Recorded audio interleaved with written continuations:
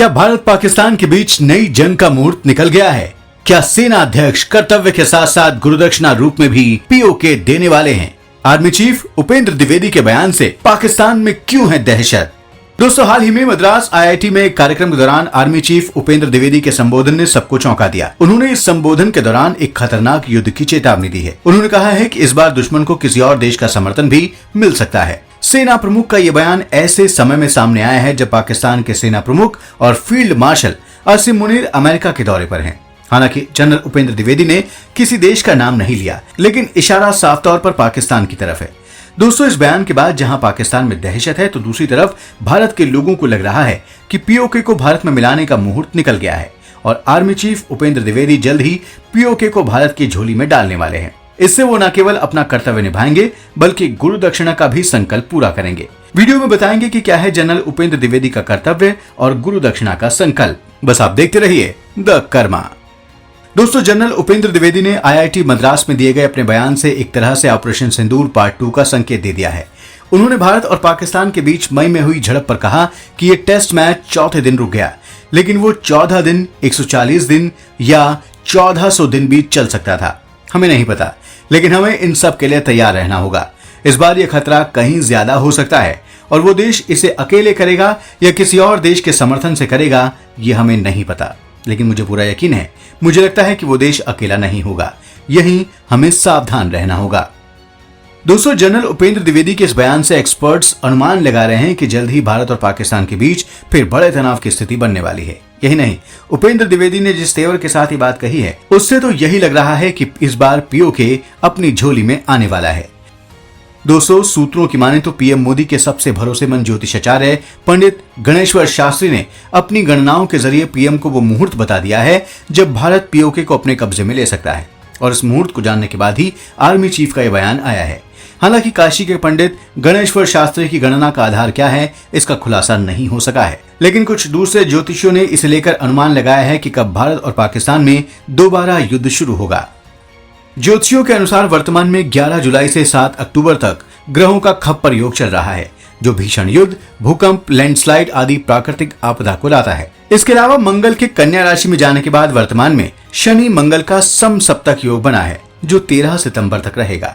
शनि और मंगल की आमने सामने की स्थिति युद्ध, भूकंप और ज्वालामुखी विस्फोट को जन्म देती है। 13 सितंबर के बाद शनि और मंगल का षडाष्टक योग बनेगा, जो और ज्यादा घातक होगा। इसी तरह वर्तमान में राहु और मंगल का षडाष्टक योग भी बना हुआ है, जो युद्ध जैसी स्थिति को जन्म देता है।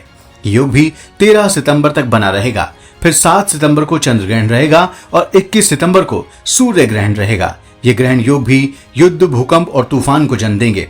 इसके अलावा बृहस्पति का मिथुन राशि में अतिचारी गोचर चल रहा है, जो 8 वर्षों तक रहेगा। मिथुन राशि में बृहस्पति 18 अक्टूबर 2025 तक रहेंगे और इसके बाद तेज गति से कर्क राशि में चले जाएंगे।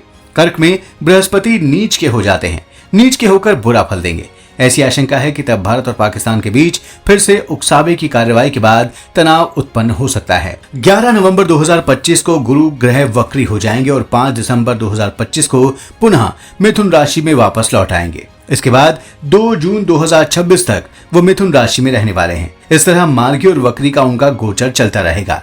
2 जून 2026 मंगलवार को रात 2:25 पर जब बृहस्पति कर्क राशि में गोचर करेंगे, तो फिर से भारत पाकिस्तान के बीच तनाव चरम पर होगा। ऐसे में ज्योतिषियों ने अनुमान लगाया है कि युद्ध की जो नई तारीख हो सकती है, वो 2025 में 7 सितंबर, 21 सितंबर, 18 अक्टूबर, 5 दिसंबर और इसके बाद 2026 में 2 जून की तारीख को कुछ बड़ा होने की संभावना है।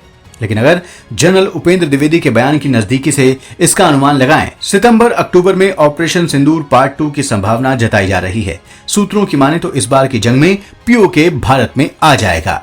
दोस्तों, अब जरा army chief general Upendra Dwivedi के गुरु दक्षिणा संकल्प की भी बात कर लेते हैं। उपेंद्र द्विवेदी ने इसी साल 29 मई को गुरु दक्षिणा के रूप में पीओके देने का संकल्प लिया है। दरअसल थल सेना प्रमुख जनरल उपेंद्र द्विवेदी अपनी धर्मपत्नी के साथ चित्रकूट गए थे और वहां जगत गुरु स्वामी रामभद्राचार्य से मुलाकात की थी। तुलसी पीठ स्थित कांच मंदिर में उन्होंने जगत गुरु स्वामी रामभद्राचार्य से दीक्षा भी ली थी।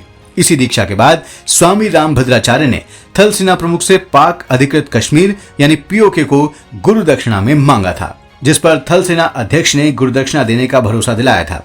जनरल उपेंद्र द्विवेदी के मद्रास IIT में दिए गए इस बयान को इस गुरुदक्षिणा से जोड़कर भी देखा जा रहा है और कहा जा रहा है कि जल्द ही उपेंद्र द्विवेदी अपनी गुरुदक्षिणा का संकल्प पूरा करने वाले हैं। दोस्तों, भारत के आर्मी चीफ के जल्द युद्ध होने के बयान से पाकिस्तान में खलबली मची हुई है। पाकिस्तानियों के कान में अचानक युद्ध के सायरन बजने लगे हैं। पाकिस्तान की आवाम हो या बुद्धिजीवी पत्रकार, सभी को हमले का डर सता रहा है। कोई कह रहा है कि भारत नई मिसाइल से हमला करेगा, तो कोई कह रहा है कि भारत तबाही मचा देगा। खास बात यह है कि पाकिस्तानी भारत के army chief general Upendra Dwivedi के बयान को कोट भी कर रहे हैं। दावा तो यहां तक किया जा रहा है कि उपेंद्र द्विवेदी के बयान के बाद भारत से सटे इलाकों को पाकिस्तानी खाली कर रहे हैं। पाकिस्तानी ब्रह्मोस मिसाइल से बचने के तरीकों पर चर्चा कर रहे हैं। उन्हें अपने फील्ड मार्शल मुनीर पर बिल्कुल भी भरोसा नहीं है, जो अमेरिका से भारत को परमाणु हमले की धमकी दे रहा है। दोस्तों, भारत के थल सेना अध्यक्ष उपेंद्र द्विवेदी के बयान के बाद पाकिस्तान में जो खलबली है और POK को लेकर इस बार जो भविष्यवाणियां की जा रही हैं और जो दावे किए जा रहे हैं, उन्हें लेकर आप क्या सोचते हैं? क्या POK 4-6 महीने में भारत की झोली में आने वाला है? कमेंट बॉक्स में जरूर बताएं। वीडियो को लाइक और शेयर करें, चैनल को सब्सक्राइब करें और नोटिफिकेशन के लिए बेल आइकन दबाना बिल्कुल ना भूलें। धन्यवाद।